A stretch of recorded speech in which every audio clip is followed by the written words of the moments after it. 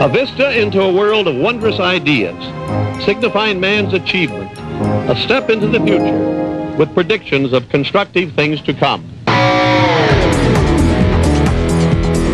Enter a make-believe world spanning some 27,000 acres and brought to life by cutting-edge technology.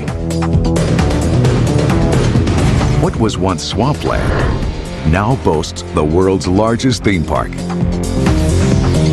The ride technology ranges from space-age centrifuges to enhanced motion vehicles powered by 3,000 psi of hydraulic pressure. And hundreds of audio animatronics live through the power of pneumatics, hydraulics, and electrical systems. Our technology in the field of robotics really is evolutionary, beginning 40 years ago, and continues today building on that. Walt Disney World is made up of 4 separate theme parks, each with its own innovations. The first, the 107-acre Magic Kingdom, was born in secrecy when Disney purchased thousands of acres of land anonymously. The Magic Kingdom conceals complex tunnels that are the invisible arteries of a park. Transportation, costuming, computer controls, and even a high-speed garbage collection system are all hidden 14 feet below ground. Epcot, which is 3 times the size of the Magic Kingdom, is a never-ending World's Fair, a tribute to science, technology, and world culture. At the entrance soars the 18-story tall Spaceship Earth, a 16 million pound geodesic sphere glittering with 11,000 facets. A new attraction called Soarin' gives visitors the sights, smells, and best of all, the feel of hang gliding over California. And at the end of every day, the Illumination Show unleashes propane flames and over 1,000 computer-timed fireworks and sends a 350,000-pound globe spinning across the park's central lagoon. That particular sequence of pyrotechnic effects had never been attempted before. Just a few miles away, Disney MGM Studios is a salute to the golden days of Hollywood. The Twilight Zone Tower of Terror is a haunted hotel with one extremely unpredictable elevator. Thanks to an advanced T4 computer program, each lurching journey is completely different. The computer will actually decide for you, and associated with that, not only is the motion changed, but all the show elements are changed. The Lights, Motors, Action Extreme Stunt Show sends lightweight, high-speed cars spinning 540 degrees and sailing off ramps both forward and backward. The newest park, the 500-acre Disney's Animal Kingdom, is almost 5 times the size of the Magic Kingdom. Disney planted 4 million plants to turn a Central Florida cow pasture into an African savanna. And the park's central icon has a very unusual structural support, an oil rig. On the 100-acre safari ride, African animals look like they're wandering free. In fact, it is a show set. It's a series of scenes that have been constructed through the manipulation of the landscape environment. Disney's Animal Kingdom is also home to Expedition Everest. At nearly 200 feet tall, it towers over Disney's other mountains, Thunder, Space, and Splash, and is home to a high-tech, high-speed roller coaster. The 4 parks are all part of this megaplex of a resort. Twice the size of Manhattan, it was the final vision and crowning achievement of a man who spent more than 40 years pushing the limits of technology to create entertainment magic. Walt Disney. Born in 1901, Walter Elias Disney spent his youth in Missouri. From an early age, Walt wanted to be a cartoonist, and by his 20s, he had his own Hollywood animation studio. His partner was his brother Roy, who ran the business side of the operation. From the very beginning, Walt used cutting-edge technology to create more compelling stories. In 1928, he produced Steamboat Willie, the world's first animated talkie. In 1932, he dazzled audiences with Flowers and Trees, the world's first cartoon in Technicolor, and the first to win an Oscar. And with Snow White, he proved that animation was strong enough to carry a feature-length film. I said, how do you do? How do you do what? He was about creating ever increasingly immersive stories. So he took storybooks and created animated films, and in each of those animated films, he continued to push innovative ways to increase the immersion into those films. So stereo sound, color, feature length. He always hired the best, and Walt was always pushing them to do more and more and plus it, as they said, you know. Plus it in the way that the scenes are done and the way the animation moves. And they did better work than they thought they were capable of. He may have been an artist, but Disney thought like an engineer. When he wanted to create a greater depth of field in his animated films, and thus a greater sense of realism, he worked with his staff to come up with a solution.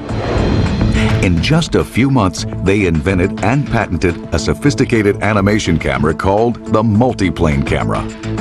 The individual pieces of artwork are stacked certain distances apart depending how deep you want the scene to look, and the camera is placed above, and the pieces of artwork are moved in towards the camera to simulate the camera panning through dimensional space. Walt's next leap in storytelling took him out of the animator studio and into a California orange grove. In the early 1940s, as he sat on a dirty park bench and watched his daughters ride a carousel, Walt had an idea. There should be something built, some kind of an amusement enterprise built where that the parents and the children could have fun together.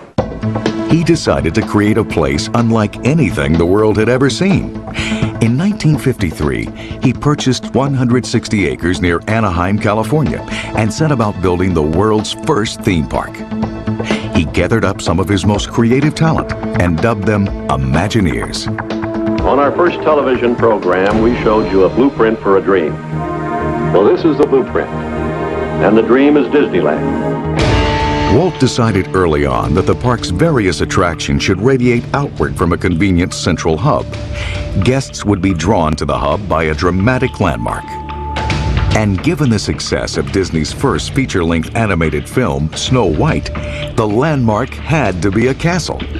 This soaring castle would be surrounded by rides themed to Disney movies. Park construction began July 21st, 1954 at a feverish pace. The early days of the construction of Disneyland seemed sort of like a heartless task. It was nothing but a bunch of orange trees coming down and dirt and bulldozers and chaos and construction equipment and cement trucks. I've never seen so much madness in my life. The park opened less than 1 year later with all the fanfare Walt Disney could muster. But it was far from his greatest premiere. It was a disaster. In the first place, Walt could control everything except the weather. And it was one of the hottest days of the year in Anaheim. So the women's spiked heels were sinking into the freshly laid asphalt. They ran out of soft drinks. There were not enough drinking fountains. The rides broke down. Some smart fella counterfeited about 10,000 tickets. And so the place was jammed and it was a mess. And the next day it was like, oh my goodness, we have to go down there again. Everything's broken. We're going to have to take it apart. We're going to have to fix it. And we were in for a long summer. The summer wasn't that long. After a few weeks of ironing out the kinks, Walt's new park became a smash hit. Every day, thousands of people came to see mechanical animals lurking in the jungle, Dumbos that really flew, and a 5/8 scale Main Street that felt like the real thing. Once again, Walt had succeeded in combining technology with great storytelling. The theme park is the first experience wherein the audience can actually walk through the frame into the story and participate in that story in a way that was entirely unique. It went from being a passive experience to an active experience. Disneyland was an unqualified success. But Walt still wasn't satisfied. Outside the gates of his carefully constructed make-believe world, a disorganized mass of hotels, motor courts, and diners sprang up, breaking the Disney magic. And inside, practical concerns like garbage collection and employee transportation also spoiled the illusion. Walt knew he could do better, and he vowed to.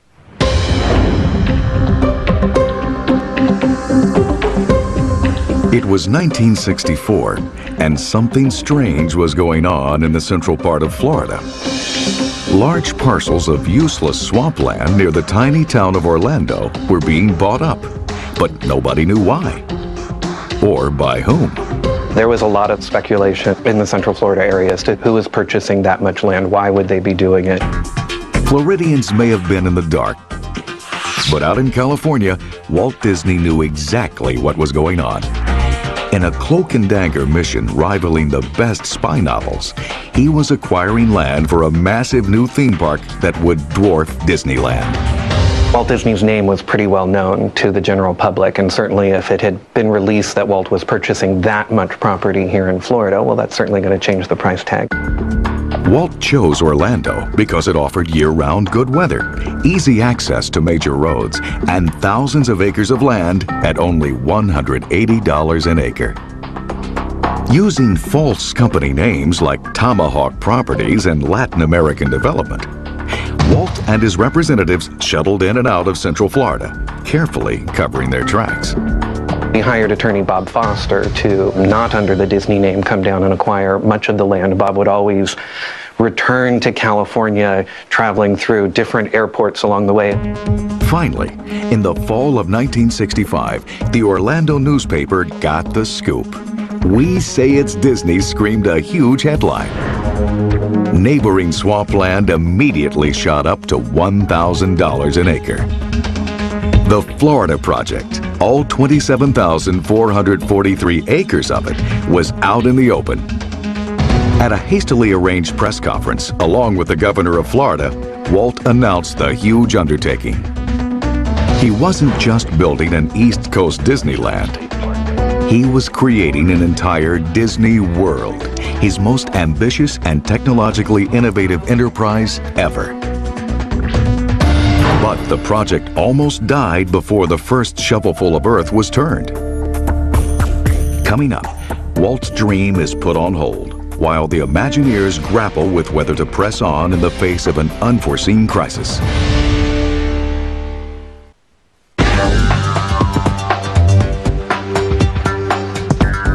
In 1966, Walt Disney launched the biggest project of his career, a massive theme park situated in the middle of 27,000 acres in Central Florida. Well, as you can see on this master plan, the theme park and all the other tourist facilities fill just one small area of our enormous Florida project. Walt envisioned several theme parks, hotels, golf courses, and thousands of acres left in their natural state. His dreams were every bit as big as the acreage he had purchased, but he'd never see these dreams completed. On December 15, 1966, Walt Disney died from cancer. The first few months after Walt died, it was sort of like, well, Walt's just away for, Walt's just away for a while. Walt will be back from a vacation, and then we'll get on with the next things that we're going to do. The Disney company was devastated. Without their charismatic leader, many felt Disney World couldn't be built. It took us about a year to convince Roy O. Disney and the rest of the management of the Walt Disney Company that there was a lot of talent here that had worked with Walt Disney for many years and that we could do this project. Finally, in 1967, Roy Disney, Walt's brother and business partner, decided to move ahead with Disney World. The first project would be a theme park modeled after Disneyland, but more than twice as large. It would be called the Magic Kingdom.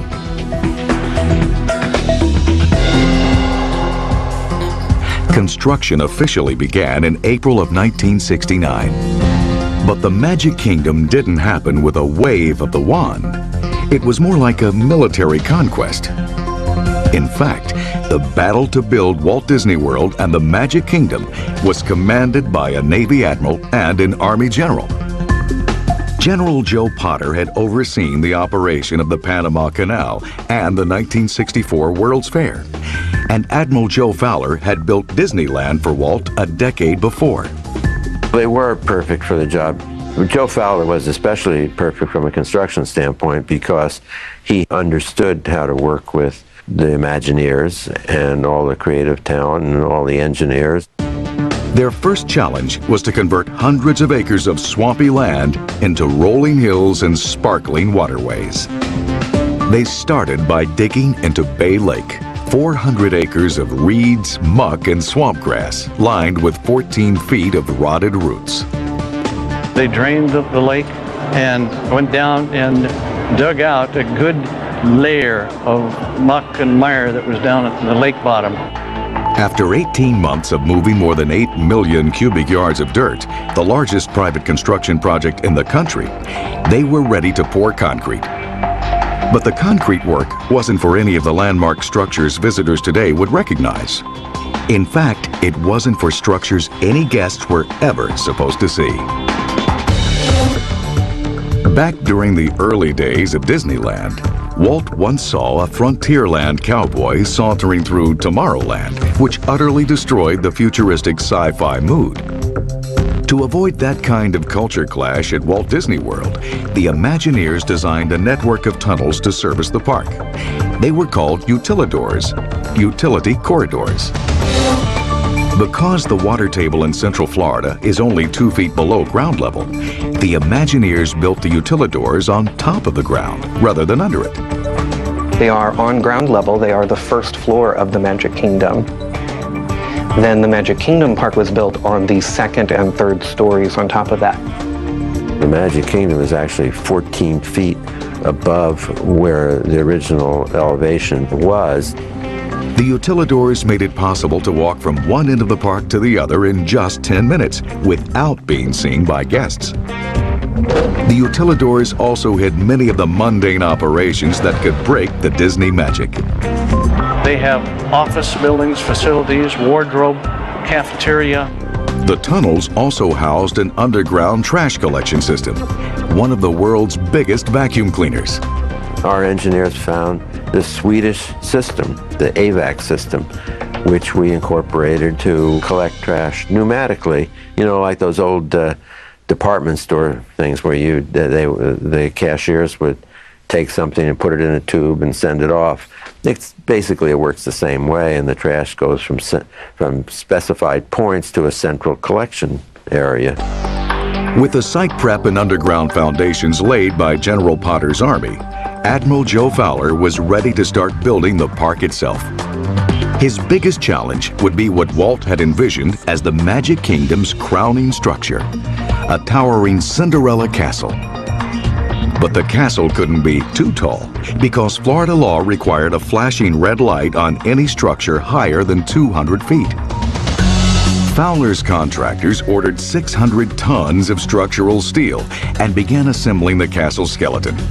Day by day, the girders rose, hoisted into the Florida sky by giant cranes. To speed the progress, they prefabricated sections of the castle. Not just steel framework, but complete towers and turrets, 18 in all. While on the ground, they were sheathed in fiberglass panels molded to look like stone. Real gold topped 3 of the towers.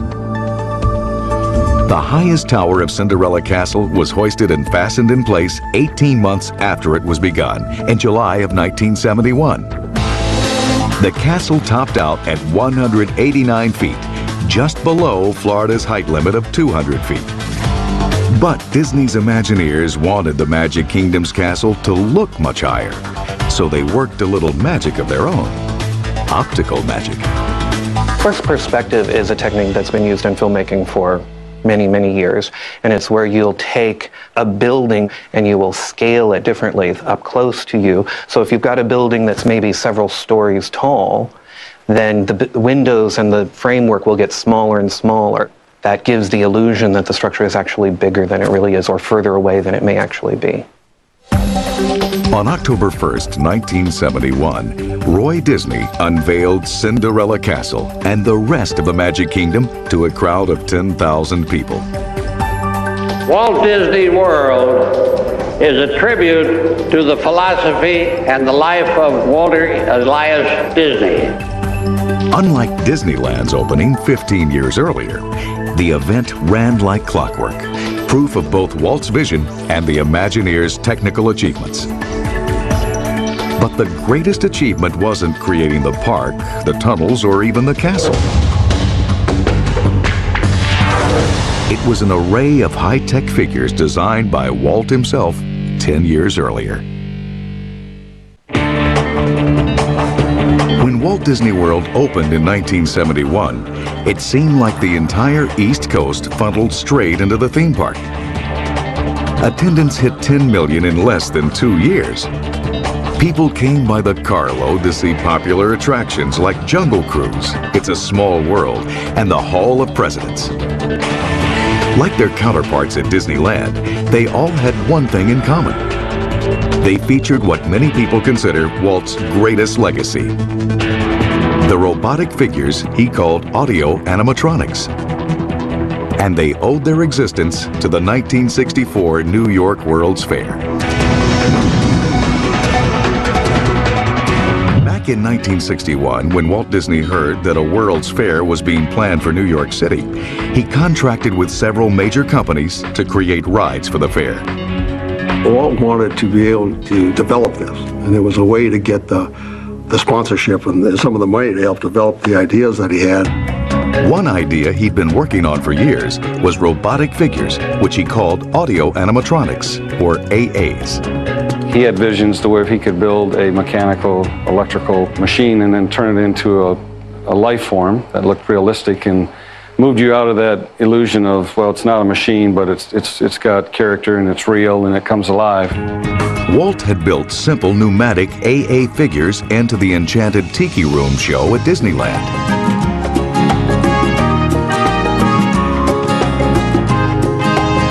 What made it so unique was all the surprises, that you'd be sitting there and all of a sudden the drums would come and the tiki poles would start to animate. And then, of course, the finale when the orchid's up and the stuff and starts singing.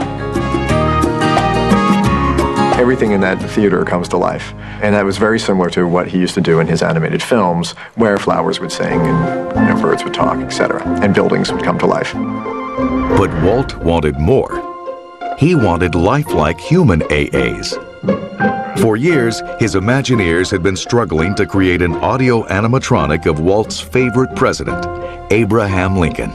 We wanted to bring to the people of today the inspiring words of the man who held this nation together during its moment of greatest crisis, the Civil War. When Walt started pitching ideas to the World's Fair, one of the World's Fair officials, Robert Moses, was fascinated. Robert Moses said, "I won't open the fair without Mr. Lincoln." The trouble was, Lincoln was nowhere close to being operational. The simple system that ran the Tiki Birds wasn't advanced enough for Lincoln. To make him seem human, he would need a far more complex mechanism, and it would have to be packed into a very small space. Lincoln's skull, to be precise. As the fair drew closer and closer, Lincoln still wasn't ready. Walt was very, very upset with it and told me, he says, "Bobby, I want twice as many motions and half as much weight." Not having ever designed humans or animals, it was like a whole new thing, but which we're used to doing whole new things. I immediately saw it as an airplane fuselage with small bearings, small steel framework, and in 90 days I laid out the entire design. Lincoln was given an internal framework with 13 main structural units, all moving in dozens of directions. The articulated motions were powered by large pneumatic servo cylinders. Early tests proved the design could work. Still, there were problems. Walt was pulling out some of the dignitaries from the state of Illinois to where they could come out and preview what Mr. Lincoln was going to look like. Mr. Lincoln stood up and he started giving his speech. And at that time and frame, our hydraulic fluids were red in color. Unfortunately, when he was doing his show, we blew a hydraulic line in the torso of Mr. Lincoln, and then all of a sudden he collapsed, and we had this red dye fluid started to leak through his white shirt. Some of the dignitaries in the audience said, "Oh, you've recreated the assassination of Mr. Lincoln," and Walt wasn't very pleased about that, so from that point on we had to use clear hydraulic fluid. He made his debut at the World's Fair in April of 1964 to a stunned audience. There were reports at the New York World's Fair that Mr. Lincoln got up off the stage and shook hands with people. But from the Imagineers that I talked to who were there, that never happened. And he essentially was bolted to the floor for the duration of his run. Just resonated with people in a way that left them very enthusiastic, not only about Mr. Lincoln, but about seeing entertainment robotics in general. Now that they could make human figures, Disney's Imagineers created hundreds of AAs. They were traditionally hydraulic or pneumatic figures. This means that they have either fluid going through tubes at high pressure, that's hydraulic, or pneumatic is air going through tubes at varying pressure. As the air or fluid flowed at varying pressures, it triggered the actuators, the mechanisms that cause the automatic motions. We have what we call rotax, which is short for rotary actuators. They do a rotary motion of a wrist twist or torso twist. Then we have linear actuators that will do a linear motion. Actuators powered even the tiny facial movements that make AAs so convincing. We have an actuator that we call the pinch actuator, and it pinches the corner of the lips. That when you pronounce certain words, the corners of your mouth will pinch. And then the actuators down off the side is what we call the smile actuators. So when those actuators move up and down, they actually pull the lips back and give the look of the figure smiling. Up at the eyes, we have an actuator that can either be digital or analog that will give you eyes right or left. If they're digital, they're spring-loaded and they will come back to center each time. If they're analog, they will go from point A to B, and we can stop them and control them any range and point we want. Better control and thus greater realism was always the goal for AAs. But in the early days of Disney World, that realism required a trade-off in speed. If we wanted to move the arm swing real fast, what would happen was the figure would stop and then it would shake and resonate and go all the way through the whole figure and look very unnatural. So what we would do is we had to slow that function down to where it looked fluid and more natural and not resonate and shake. So we always had to sacrifice speed for control, which drove the animators crazy because they wanted speed and still have control. The Imagineers created a breakthrough in audio animatronics in the 1980s. By adding a new circuit called compliance, they were able to control the amount of force pushing or pulling on a movement. We have built-in compliance in the human body to where when my brain says stop, maybe the inertia makes my arm overshoot a little bit and then comes back to where I told it to stop. You know, but it looked very natural because that's how the human body works. We did the same thing with an electronic circuit and either pressure transducers or a mechanical Hall effect sensor. We can get that fast speed now, and then it will naturally overshoot and come back. That looks very realistic and, you know, fluid like the human body. So with that new technology, we're able to make figures almost look just like us. Sometimes even better. Today, the Magic Kingdom's AAs populate dozens of attractions. From shows like the Hall of Presidents, where Abe Lincoln still stands and talks. For 1,000 generations, rejoice. To adventures like the Jungle Cruise. Each attraction is a precision-timed combination of soundtrack, which includes music, dialogue, and sound effects, and AA motions. The complex animated characters are controlled by the Digital Animation Control System, or DAX. It's located in climate-controlled rooms in the tunnels beneath the Magic Kingdom. Electrical cables that run through the tunnels connect the programs to the shows, enabling technicians to run the shows from a remote location. Each one of these is a flash memory card that contains all of that data in a non-moving and non-volatile format, so there are no moving parts. As the chip plays, it hands off to the next one, and then hands off to the next one, and so forth, until we have a complete message. We're able to patch into the cards to monitor their performance. Crack on a table. It's time to respond. Send us a message from somewhere beyond. Today, a small army of audio animatronic characters populates the Magic Kingdom, some 1,100 in all. It's the kind of creativity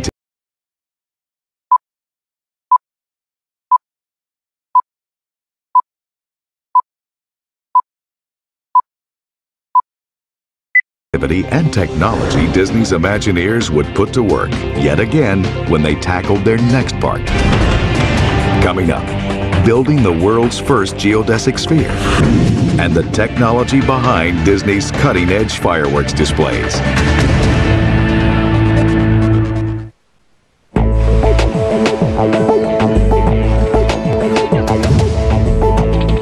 Epcot is a 300-acre park with two very distinct personalities.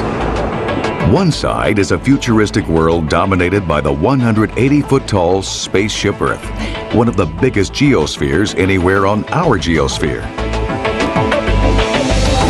At the other end of the park, 11 foreign pavilions ring the World Showcase Lagoon. Given Disney's history with World's Fairs, it's no coincidence. Epcot is a permanent World's Fair, if you will. When Disney Imagineers broke ground on Epcot in 1979, they were once again launching the biggest construction project in the United States. 3,000 designers, 22 construction companies, 500 subcontractors, and more than 10,000 workers took on the job. Much of their labor went into constructing Spaceship Earth, a ride inside a giant sphere that was much more challenging to build than the castles that anchored Disney's other parks. Epcot was a world theme, and we wanted to somehow express that. And so a sphere, you know, looks like the globe of the world, much more so than a golf ball, as it's been called from time to time. But it's a very fascinating, complicated building. Spaceship Earth is the world's first geodesic sphere. Its outside surface is 150,000 square feet, and its inside volume is 2,200,000 cubic feet. The giant sphere is held up by 6 legs, each of which is supported by pylons driven 120 to 185 feet into the ground. At its lowest point, the sphere stands 18 feet off the ground. We actually hired MIT to engineer and to test the wind loads to make sure that it wouldn't become underneath there a wind tunnel that would knock people over. The sphere is made of more than 11,000 triangles of Alucobond, a thermal polyethylene core bonded to aluminum. 1-inch spacing between the panels allows them to expand and contract in the Florida heat. The spacing also prevents the sphere from becoming a huge waterfall when it rains. Water flows between the panels into a gutter system that empties into the World Showcase Lagoon. But Spaceship Earth is hardly the only engineering marvel in Epcot.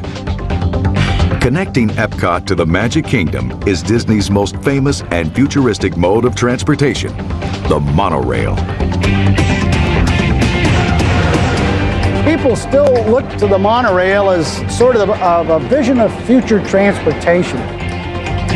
Visualize a bus on a highway and it had wheels on the bottom.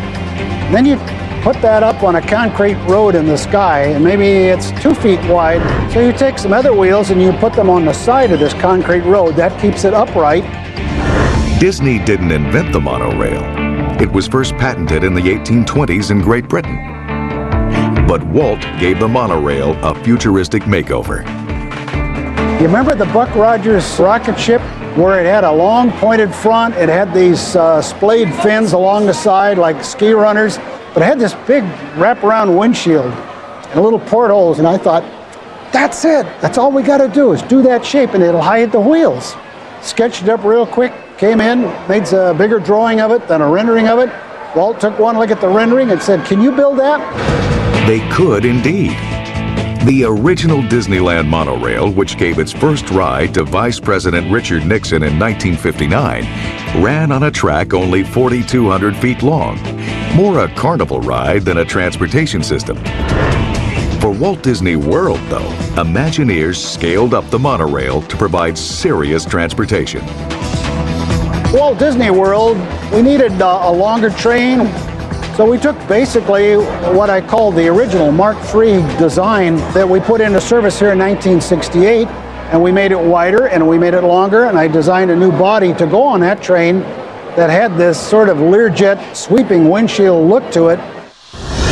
In 1990, the monorail was upgraded again. It's a fiberglass composite body on a steel frame. And the fiberglass body is built under the same premise as an aircraft body. So the entire body itself, without any equipment on it, weighs about 800 pounds because the weight was a big consideration. They didn't want to increase the weight, but they wanted to increase the capacity, and that's how they did it with the composite bodies.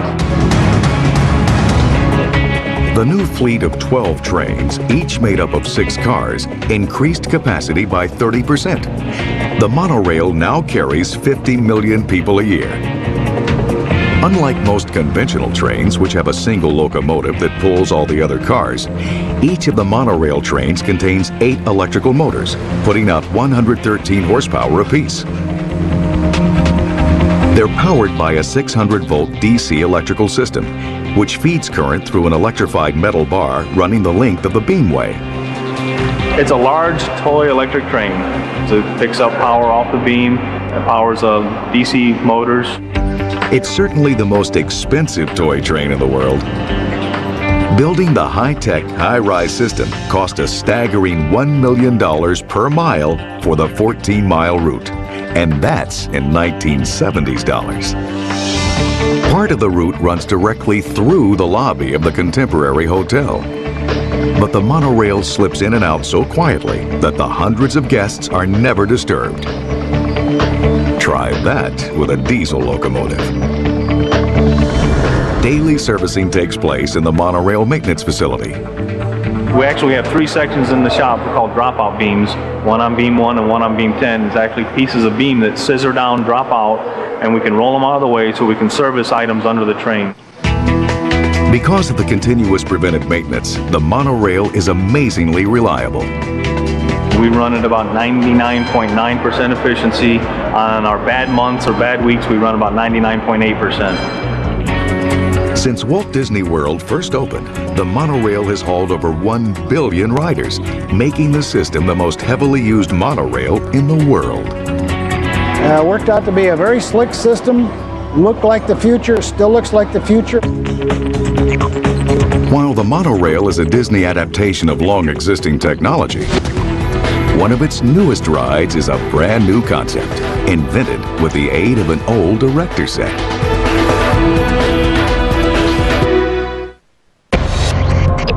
High-tech transportation abounds at Epcot. The monorail, test track driving, even a trip into outer space. But one of its newest rides uses high-tech motion-based technology to give people a chance to experience something considerably lower tech. Hang gliding. A sensation that is almost like free flight. It is such a unique experience. We were able to tell a pretty compelling flight story with fairly high technology and some illusions that are quite unique.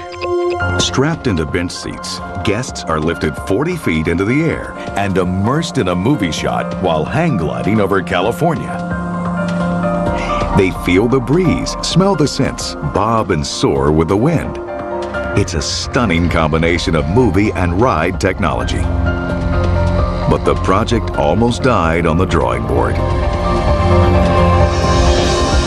Disney Imagineers knew they could make a great movie. After all, they'd been in the movie business for decades. The real challenge was in engineering the ride. One idea was, if you think of going to your dry cleaners and when your clothes go by in the moving rack, we were going to do something like that where you'd be in a flying harness and sort of suspended and moving along. Most of the early concepts involved multiple floors of a building. Maybe we'd have 3 floors. And we would take people up there, put them in this ride vehicle, and somehow move them horizontally out above the screen. The more we studied that, it sort of became very cumbersome because you have to move people up and down stairs or elevators or escalators all day long. And frankly, it was about to sink the attraction. We decided, it's just not going to pencil out. Then, over Thanksgiving weekend, Imagineer Mark Sumner had an idea. To test it, he dug out one of his childhood toys. It was an old erector set. And I pulled it down out of the attic and blew off the dust and started going through the pieces. And I thought, there's probably enough pieces here to make a little representation of what I want to demonstrate. So I started putting it together with some string and some wire ties and some hot glue. Over a period of about 3 hours in my garage, I put a little erector set model together. Back at work on Monday, he sprang his idea on the planning team. So I put this model on the table. I said, how about if we load people here in 3 rows, and then we'll have an electric motor that can then move them up into the screen area. And while they're up there, since we already have this motor, maybe we can move them around, maybe we can swing them back and forth a little bit, and when they're done, we can simply bring them back down to a normal theater environment and let them leave.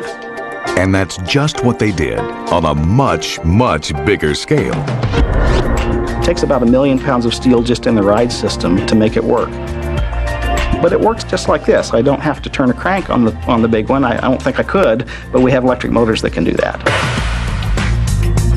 These are 1,000 horsepower electric motors and gears that produce a situation where we've got 50 people or so on one lift mechanism that are sitting out on the end of a big arm that's connected to a big device that moves in and out. But the heavy-duty engineering is all about ultra-light flight. We want them to have that feeling that they're really flying on a hang gliding experience, that they're not on a 30-ton monster that's moving them up into the air. To enhance the realism of the ride, to plus it, as Walt used to say, they added subtle touches like wind and scent to match the movie scenery. So what we ended up with was this aluminum wing. It's built much like an airplane wing that is raised when you sit down, but then just before you lift off, it comes down.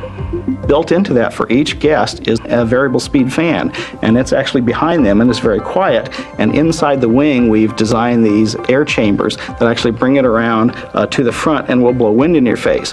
We can vary the wind pressure to match the scene. When we decided to add the scents, to add a little extra, we found out that we could take our scent boxes. We have mechanisms that will inject scents, and we actually inject that into each of the fans. So it's not like it's overbearing, it just sort of is in the wind like it would be if you were actually hang gliding. Now it's one of the most popular rides at Epcot. You can go to a movie, you can go on a ride. How often do you combine the two?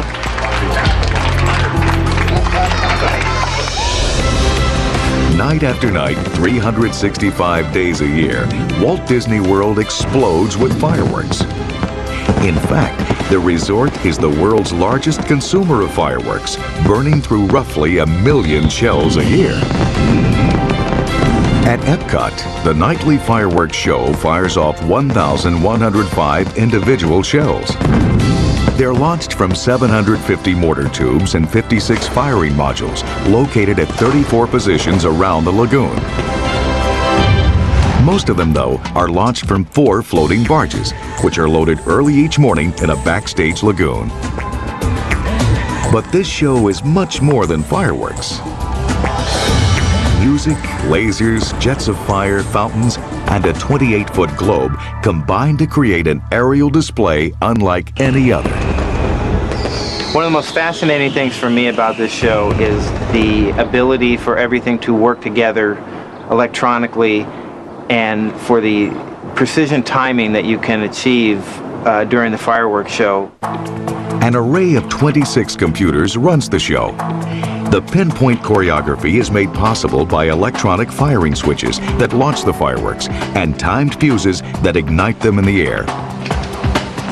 Disney is also beginning to use a new technique, compressed air.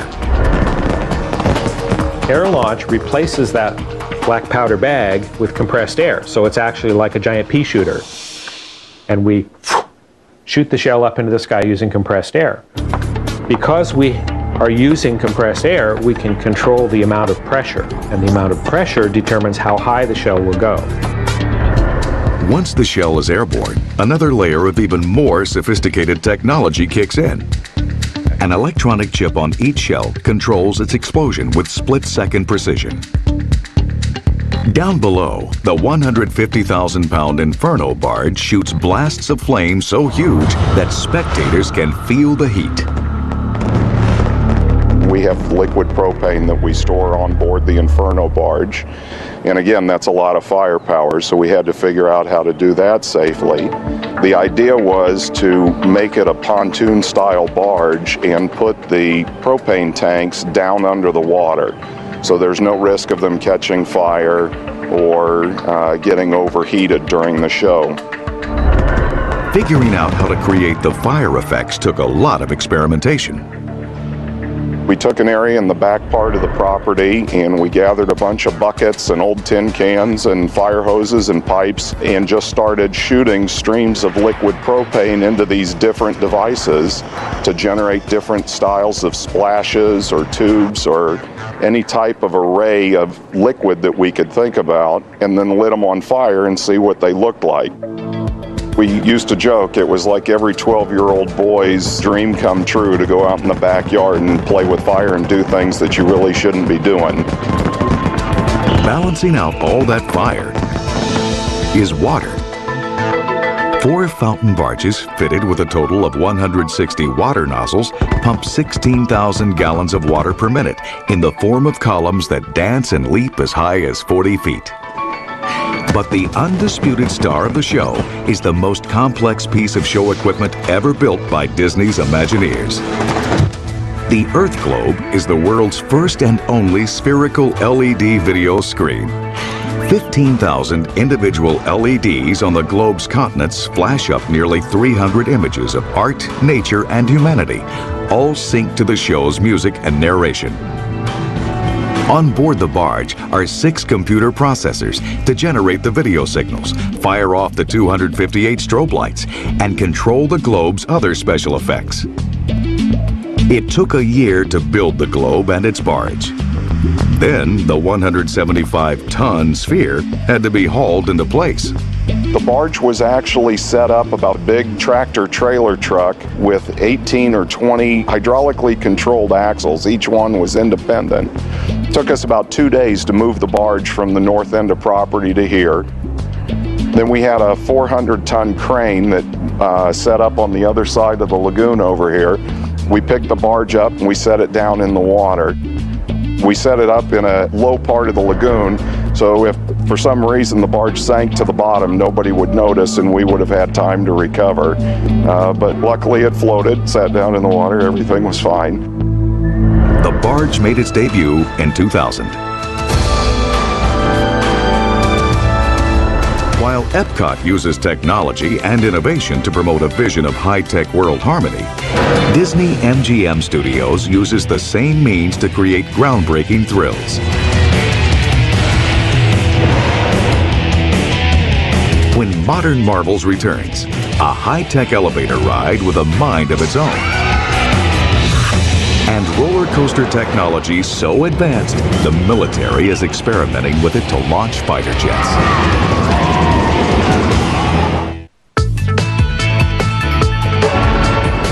By the 1980s, with attendance at both the Magic Kingdom and Epcot swelling, Disney Imagineers decided to create another theme park. Once again, they set out to surpass their earlier work, to plus it, as Walt would say. And once again, they took their inspiration from Walt himself. They returned to his roots in the motion picture business and created the Disney MGM Studios. It's everything about show business, how it's done, nostalgic tribute to it. It's about Hollywood, it's about Broadway, it's about radio, it's about television, and especially movies. At Disney MGM Studios, the Imagineers set out to create their most technologically complex ride to date. The Imagineers wanted to combine a haunted hotel setting with a dramatic sensation of falling. The result was a haunted elevator ride with a mind of its own. the Twilight Zone Tower of Terror. There's nothing more fearful, I think, for many people than the notion of an elevator, out of control. Creating this thrill ride required groundbreaking technology, combining two different types of rides into one. It was one of the most ambitious from a technical standpoint that we'd ever undertaken. If you think about a normal ride, it's one ride system. We have multiple motions. The ride begins with a smooth ascent. But then the doors open and the ride vehicle moves horizontally into the dark corridors of the haunted hotel. We have a completely different ride system that moves them horizontally in the attraction. Creating the horizontal movement was easy enough. Disney turned to a technology they'd used before to control vehicles without operators, tracks, or rails: wire-guided vehicles. The vehicle is actually equipped with a sensor plate underneath here that rides very close to the floor surface, and it picks up computer signals from the wire to guide the vehicle, wire guidance system, to guide the vehicle along its path. It tells it speed, direction, it reverses forward. It actually even turns to the side. So there's a lot of signals that can be transmitted between the two that actually tell the vehicle how to move in its positioning. Then suddenly, the ride lurches into a series of hair-raising lifts and drops.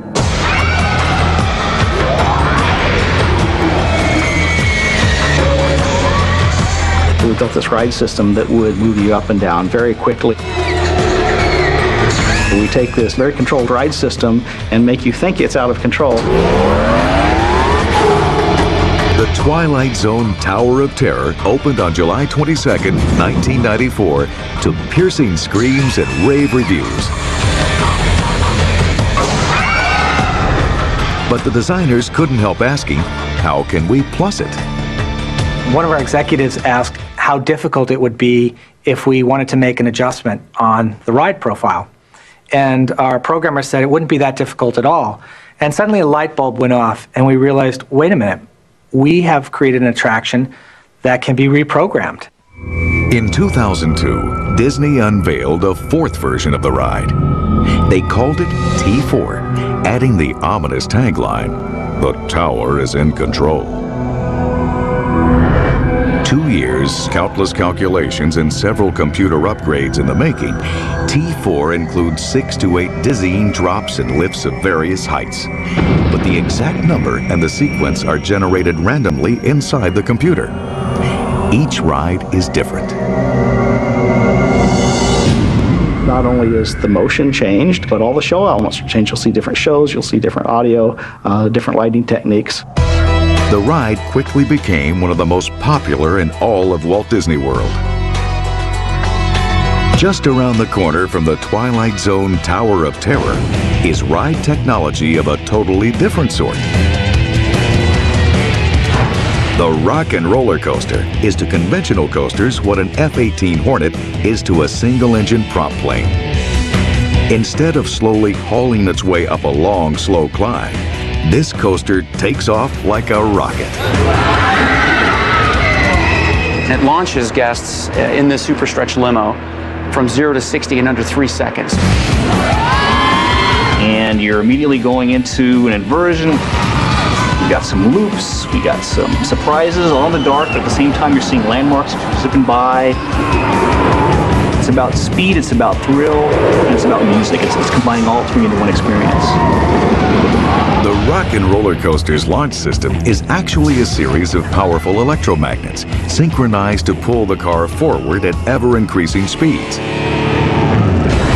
Called linear synchronous motors, the technology is now being explored by the Navy as a better way to catapult planes off of aircraft carriers, and by NASA as a more efficient way to launch space vehicles.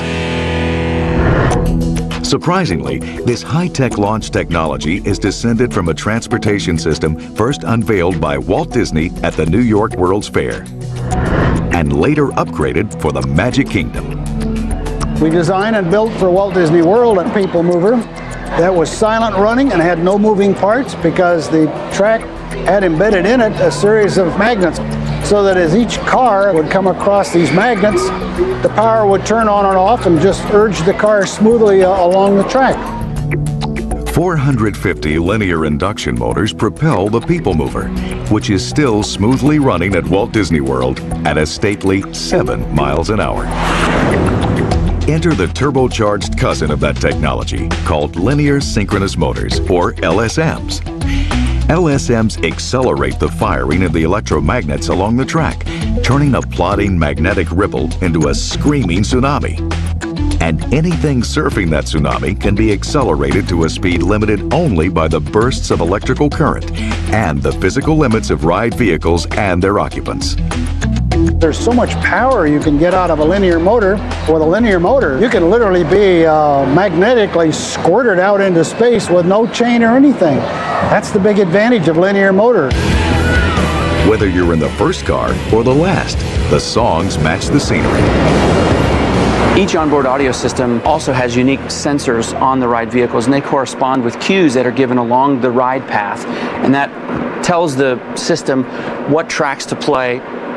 It's a pretty complex matrix of amplifiers and speakers and crossovers. So we're separating highs, mid-ranges, and lows. You can tell that there are speakers right beside your head, almost like an earphone, and there's subwoofers underneath your seat, so you're really immersed in this audio experience. Not all the vehicles at Walt Disney World are attached to a track. Coming up, Disney's Imagineers attempt to harness the kinetic energy and unpredictable thrills of a Hollywood car chase.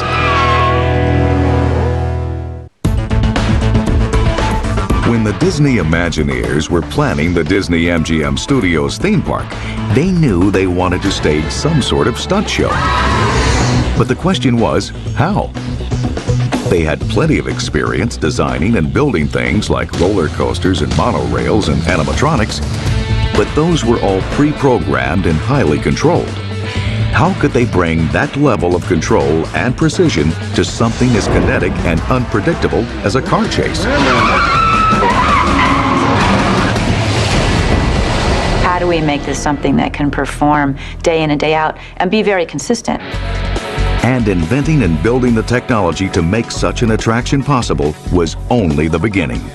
A lot of science went into, designing the way we're going to stage everything. Creating the show began with finding the right location. In this case, a 5-acre corner of the park that was ripe for redevelopment. There was only one problem. A canal ran through the site. We had to move the canal in order to make room for it. But that kind of obstacle is something that, we face probably every time we build something. Once the engineers redirected the canal, the Imagineers began building a 177,000 square foot arena that included a 5,000-seat stadium. First, they poured concrete footers 4 feet deep to support bridges and ramps. Beneath it all, the Imagineers buried a pit big enough to hold liquid propane. We do have a pit that all the accumulators are for the LP gas, which are fed from a fuel farm, which holds propane, which fuel these accumulators. Most of that firepower would be reserved for the show's planned finale, a spectacular display of stunts, thrills, and explosions. We have a finale, which is 6 large compressed LP gas accumulators that blow off, that put about a 45 to 65 foot fireball in the air for the finale. But what would a Hollywood car chase be without a gunfight? Obviously, real guns were out of the question, so the Imagineers turned to one of their most trusted technologies, pneumatics.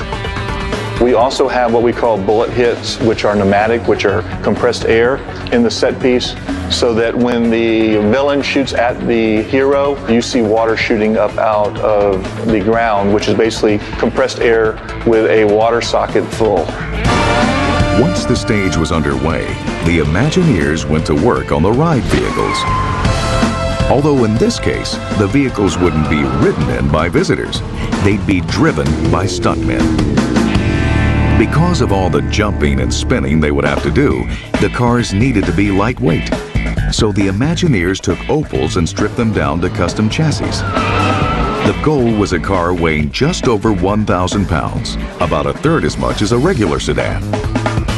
To keep the weight down, but provide the acceleration the cars would need, they installed a lightweight 1300cc motorcycle engine that puts out about 152 horsepower.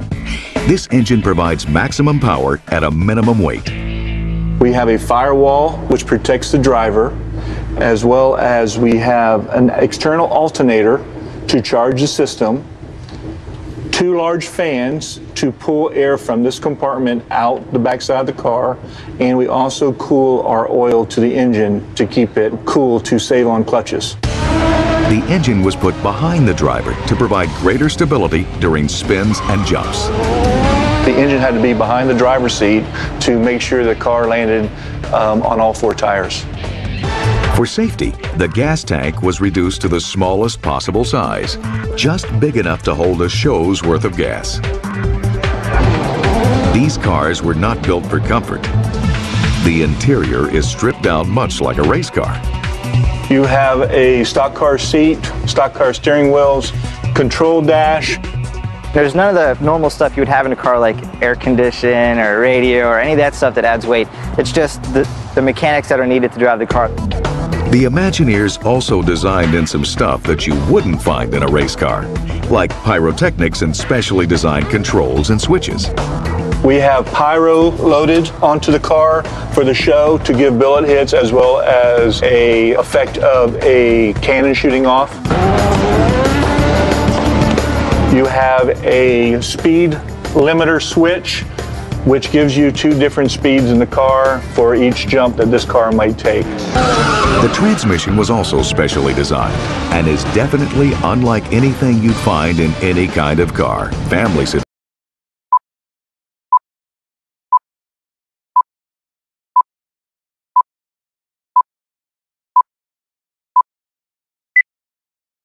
or Indy Racer. These cars can go up to 60 miles per hour in reverse. The shifters in this car are bump shifts. So we got 4 gears going forward and then 4 gears going in reverse, and you just bump the shifter to shift the gears. In reverse, we have 4 gears to give us the torque in the lower end so we can get faster acceleration. Then we can increase our speed by shifting to higher gears. The Imagineers also put a specially designed hydraulic brake in the cars, called an e-brake. It's all hydraulic. It doesn't lock when you pull it up. So you can spin the car around and release it quick enough to go straight again. In fact, the e-brake makes it possible to spin the car around and around a full 540 degrees. I think the height of the show for the stunt drivers is doing the 540.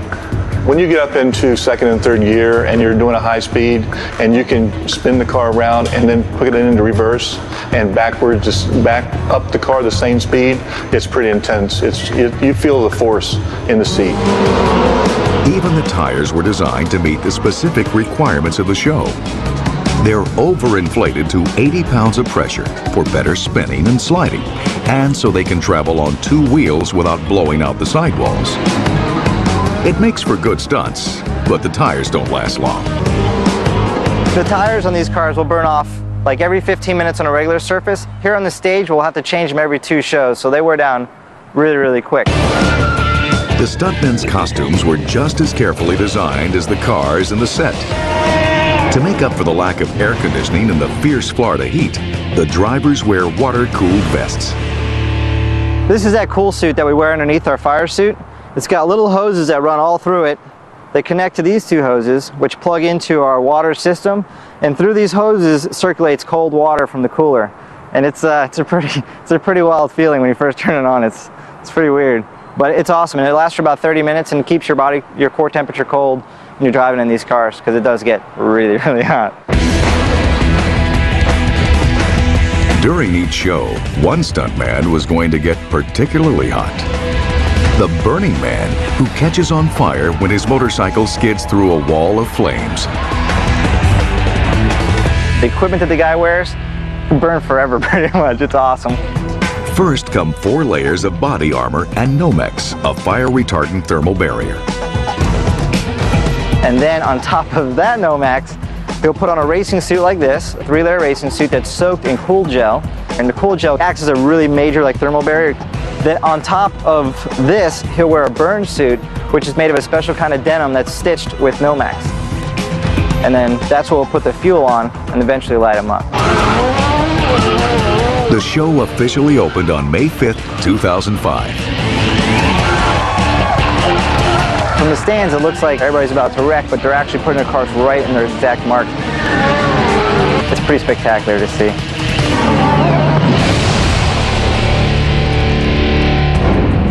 Coming up, Walt Disney World's newest park, which is home to a tree that's 14 stories high. And building that tree took some truly spectacular engineering magic.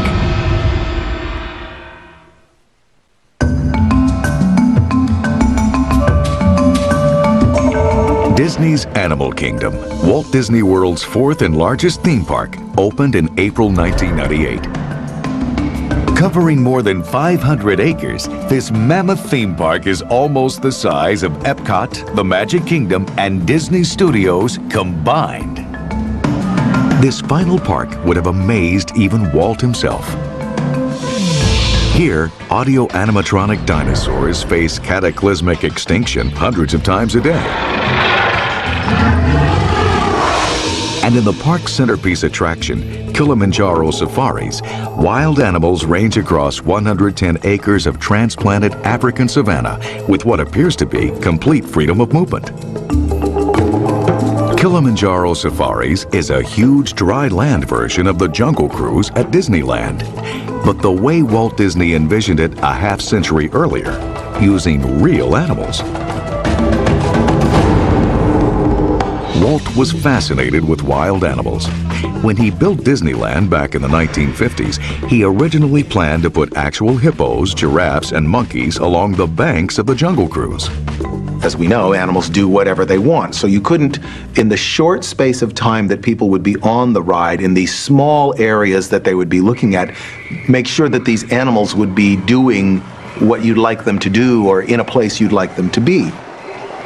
So AAs had to fill the bill at the time. But for Disney's Animal Kingdom, Imagineers finally had the resources and the technology to fully realize Walt's vision. Kilimanjaro Safaris gives the appearance of being a wild environment that you drive through in a vehicle and you see these animals roaming around. In fact, it is a show set. It's a series of scenes that have been constructed through the manipulation of the landscape environment. There is some edge somewhere that the animals cannot go beyond. So either those edges are invisible to you, the viewer, or in many cases you're looking right at the boundary, but you don't recognize it as a boundary. It might look like a mud earth bank of a river, or a little row of rocks, or you might just notice a little shadow in the grass where unseen to you there could be a hidden moat or trench or fence. Working with wild animals provided some challenges. To encourage the animals to stay within sight of the vehicles, the Imagineers employed creative tricks, particularly for the lions. We do a whole variety of things, from providing artificial heat, artificial cooling, sunlight, shade, shadow, water, food, things to do. Animals are like people, they get used to things and you have to try new things. So we were misting for a while. There was this very cool mist that would just land on the rocks up where the lions would sit, and they would like that and they'd sit there for a while, and then they got bored with that and we switched to shade. By the time the Imagineers started building Disney's Animal Kingdom, they had a lot of experience at turning Florida swampland into pristine theme parks. But here, they wanted to create greater authenticity on a grander scale than they had ever before attempted. This was essentially a flat cow pasture. We actually had cows grazing on the site. We had to actually create every hill, mountain, elevation change that you see on the site. 60 dump trucks of dirt were delivered to the construction site every day for 2 years straight. All told, Disney brought in 4.4 million cubic yards of dirt, enough to fill Spaceship Earth 19 times. With the site prepared, Disney proceeded to install some 4 million plants. Virtually every living plant that you see in the park was planted by us. Some they grew themselves from seed, but in accelerators that produced full-sized plants in a fraction of the usual time. And some they moved from elsewhere in Walt Disney World. There were existing stocks of big trees. They had been planted like 25 years ago. And since they're on our property, we can move them. So we were picking up some big trees. The park's biggest and most significant tree measures 145 feet tall. That's 14 stories high, with a trunk 50 feet in diameter. It's called the Tree of Life. But the Tree of Life isn't a real tree, and it's far from alive. Like Cinderella Castle and Spaceship Earth, the Tree of Life is a highly engineered, technologically sophisticated landmark that dominates the park. Early designs called for a tree about 50 feet high, something kids could climb and play on. Gradually, though, the tree took root and grew, on paper, to 3 times that height. But as the tree grew, so did the problems. For one thing, the Imagineers wanted to tuck an underground theater into the root system. We needed to create a structure that could not only support the branches and the leaves that you see on the tree, but also to create a 450-seat theater inside of it. So of course we had to have a free-span structure inside, but yet a massive structure to support the tree. One of our engineers came and said, I have a solution to this problem, and it's really easy. The engineering has been done. I go, what's that? He goes, we'll just use the pre-engineered structure for a Gulf of Mexico oil platform, which is pre-engineered to all the stresses we would ever have and is the right shape. It was a brilliant solution. The rig was not only strong, it provided plenty of space at the base for the theater.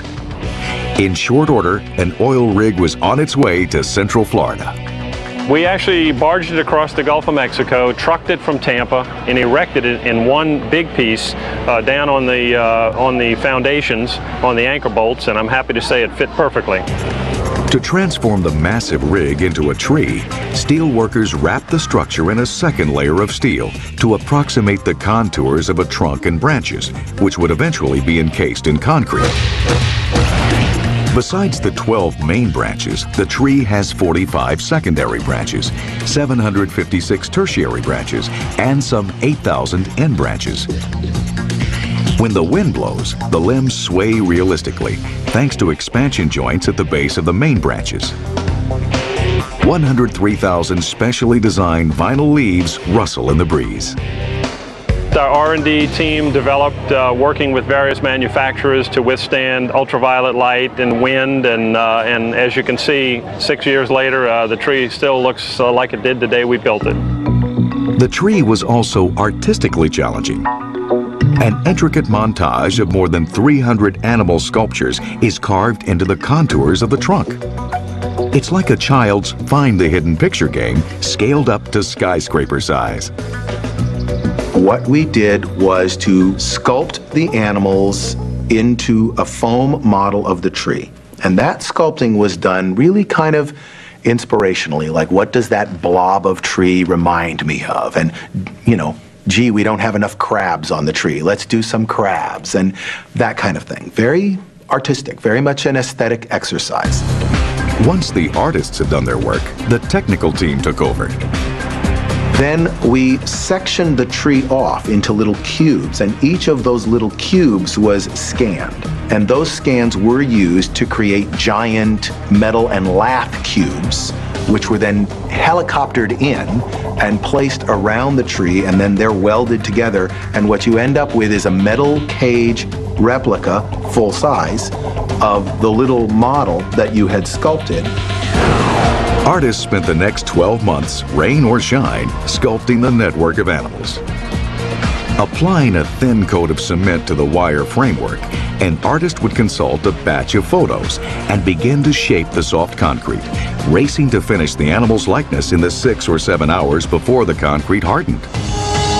Once the sculptures were complete, a year to the day after they were begun, The tree was painted a mottled brown and gray, and then topped with a protective clear coat to ward off ultraviolet fading.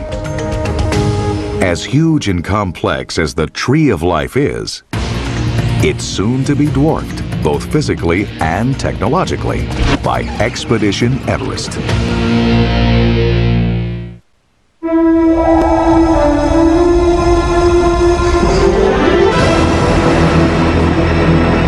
Dinosaurs have been roaming through Disney stories since 1940, when the animated movie Fantasia featured them fighting to the death. For us, they really do fit into this balance of scientific and fantastic. We like to bring to life things that prior to going to a Disney theme park really only existed in your imagination or that you saw in a film. And a dinosaur fits that. So in designing Disney's Animal Kingdom, it was only fitting to include dinosaurs. But as usual, the Imagineers decided to plus it. They're some of the largest, smoothest, fastest creatures that anybody has ever made. They owe their speed and motion to yet another advance in audio animatronic technology. We went from a 500 psi hydraulic system on the older figures, or 100 psi pneumatic, to 3,000 psi. So that meant we could put smaller cylinders in. Because they're at higher pressures, they carry a much higher load. Plus, we added compliance on all those figures. So we can get faster speeds, have smaller packages, and have them very fluid. In Dinosaur, people journey back in time to capture an iguanodon, which, since this is Disney World, means a massive audio animatronic dinosaur. Disney's Imagineers wanted to create a thrilling sense of action to make people feel like they were climbing boulders, dodging meteors, and getting stuck in the mud. The solution was to build the thrills into the ride vehicle itself. We named it the EMV, the Enhanced Motion Vehicle. And this particular vehicle has a lot of capabilities. It has four-wheel steering. So right off the bat, you're not your typical truck. The four-wheel steering allows for tight turns and quick maneuvering, which simulates driving through very rough terrain. The real action, though, comes from hydraulic actuators that move the car body itself, much like in audio animatronics. What we have here is a motion-based vehicle that is actuated by 3,000 psi of hydraulic pressure. We have 100-gallon tanks that hold the hydraulic fluid, and from there it's sent out through hydraulic lines to the actuators themselves, controlled by the onboard computer. We have the ability to perfectly coordinate the motions of the vehicle with things that are happening around the vehicle. So when something falls next to you and causes a little explosion, you can have the actual vehicle lurch as if it's reacting to the things around you. The result is a thrilling race through time and space, dodging meteors and fierce dinosaurs. Hydraulic pressure provides the realistic motion in Dinosaur for both the vehicles and the creatures. For decades, it's been the best way to animate the inanimate. But when Imagineers decided to create the world's most realistic audio animatronic, they had to turn to new technology. The groundbreaking result is Lucky, the first free-roaming audio animatronic ever. Lucky is a completely different type of technology than our in-ride audio animatronic creatures who technologically, their chief goal is to do the same thing over and over again forever and ever and ever, and the engineering is aimed at this idea. Whereas Lucky's chief goal is to react smoothly and convincingly and direct his attention to individuals so that they know that dinosaur's looking at me. It's the biggest leap in AA since Lincoln first stood at the 1964 World's Fair. To do this, we had to pretty much reinvent every way that we have created audio animatronics in the past. Since we wanted to free Lucky up from the ground, from the floor, and have him walk around the parks, we went with electric. Disney employed carbon fiber technology, similar to that used in bicycles and airplanes, to create a strong, lightweight frame. And they formulated a new lightweight latex compound for the skin, Because it's electric, we have to make sure that everything is lighter. That skin is what we call a latex foam, and it's a very lightweight structure skin, to where if we tried to use any of our other skins that we've used in the past, we couldn't, because the weight was too high and the electrical cylinders and motors wouldn't handle that load. This is the first skin where the guest can walk right up to and actually touch. So the feel of the figure actually had to feel like what you would think a dinosaur would feel like. Disney also came up with some innovative and highly proprietary software. This is where we pushed the innovation beyond what anybody had done prior to us. This had to be operated by one person. Everything from an eye blink to walking to turning his head. All of those had to be controlled simultaneously in real time in front of guests. That actually is impossible. So to pull it off, we wrote a very sophisticated piece of software that actually co-puppets the figure with the human. So it's a human and a piece of software or a computer that is bringing Lucky to life whenever you see him out on stage. The results are remarkably lifelike, even to the people who created him. I kid you not, the team that works on Lucky take Lucky very seriously. They view this as a living creature. They ask how he's doing in the morning, how does he feel. There's only one Lucky so far, and he's spending time in several Disney theme parks around the world. In the fall of 2005, he helped open Hong Kong Disneyland. One reason Walt loved his theme parks was because, as he put it, they would never be finished. They would always be evolving, improving, and growing. One of the most ambitious new attractions now taking shape is Expedition Everest, whose steel frame summit towers 199 feet above Disney's Animal Kingdom, more than 50 feet higher than the Tree of Life, and 10 feet higher than Cinderella Castle. Expedition Everest will contain a roller coaster thrill ride inside the mountain, and thus join Disney's long chain of roller coasters housed inside mountains. Space Mountain is the most famous, but the first was the Matterhorn at Disneyland. In fact, the Matterhorn made roller coaster history when it debuted in 1959. Roller coasters originally were always made of wood, and it would have flat steel plates attached to the top of the wood and to the sides of the wood. This had to go inside a Matterhorn mountain. There was no way to do the conventional woodwork. What's the easiest thing to bend? Well, you know, you can bend electrical conduit pretty simple. They figured you could take pipe. You could bend pipe, and then you could weld it together with ties between the rails. It was nothing more than a simple expedient of how to get this done easy. Voila, they accidentally invented the first of that type of roller coaster. Since then, almost all roller coasters have been made of curved steel, allowing for tighter turns and faster speeds. Expedition Everest will be made the same way, but on a huge scale. The roller coaster is a traditional gravity roller coaster. It uses a chain lift and very, very large motors to lift the train to the top of the mountain, where gravity then takes over, and we have all the stored energy of a train full of passengers at 100 feet in the air, and the amount of energy that large mass has at that height. Creating a mountain to enclose a ride this huge is no easy task. The mountain is a complicated structure. On the outside, it looks like a mountain. That's very nice, but in fact, it's three independent architectural systems.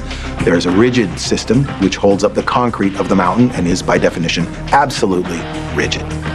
There's a flexible, dynamic system, which is the ride track, which, because this multi-ton vehicle is moving on it, that ride track has to move, but it can never touch the mountain.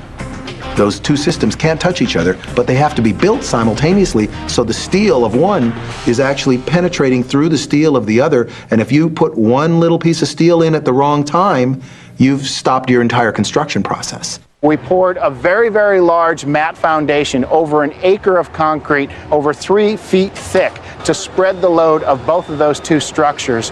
And then we began the construction of the roller coaster and the exoskeleton, the mountain static structure, at the same time. Further complicating things is a giant Yeti, the mythical guardian of the mountains. The Yeti is so big that the Yeti is sitting on his own independent architectural structure that goes all the way to the footings of the building and cannot touch either the ride structure or the existing architectural structure of the mountain. And all of these things had to be simultaneously constructed because they're all big and you can't put one in after you've built the other one. Disneyland's Matterhorn also features a Yeti, but the one at Expedition Everest will be both huge and incredibly nasty. For now, he's a closely guarded secret. Our Yeti is gritty, real Yeti with, slobber and wet legs from walking in and out of the snow and matted dreadlock hair and, a real animal. An animal that you see for a very brief moment, but when you see it, you think, wow, was that really real? Once Everest's basic structures were in place, workers began creating the rockwork. Although this mountain is no more encased in rock than the Tree of Life is covered in bark. The mountain structure is covered with over 5 acres of themed carved rockwork.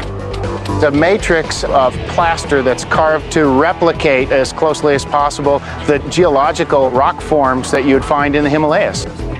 From here, we're actually seeing some of the scaffolding on the exterior of the mountain. That scaffolding is used to provide access to the workers to install the lath, which is the matrix that the plaster is applied to, and then carve that plaster and then finally paint it.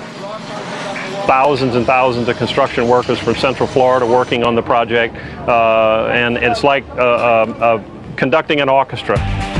After 3 years of construction, the mountain will finally be complete, and Expedition Everest will open to the public. At Disney, it's been said, no good idea is ever allowed to die. Expedition Everest seems to bear that out. It's another huge expansion on the theme park concept Walt first unveiled at Disneyland. A lot has happened in the 4 decades since Walt Disney first sketched out his idea for his biggest and most ambitious project ever. Walt Disney World is huge and complex in both its overall vision and its day-to-day operations. It's not exactly what Walt described to the world when the veil of secrecy was lifted from his mysterious Florida project. But it's the closest thing on Earth to a real-life embodiment of Walt's biggest, grandest, most magical dream.